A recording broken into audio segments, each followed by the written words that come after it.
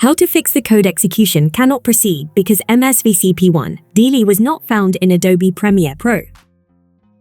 Okay. At first, click to open any web browser that is on your computer. Here, enter this error code into the browser.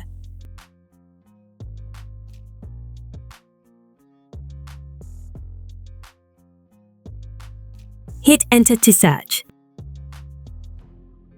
Now click to open this first link.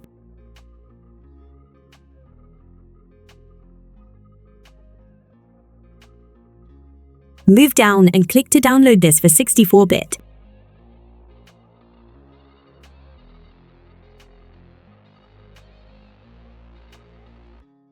Now the download will start on its own, so just wait to complete.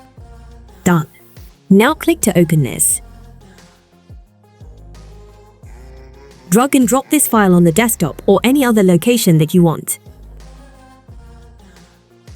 Right-click and then select Copy. Now open this PC. Open Local Disk C. Open Windows folder. Now move down and open the System32 folder.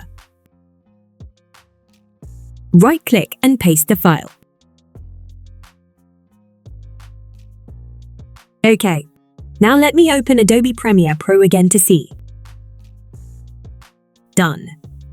That's how we fix the code execution cannot proceed because MSVCP110 was not found in Adobe Premiere Pro. Please don't forget to like, subscribe, and even leave a comment.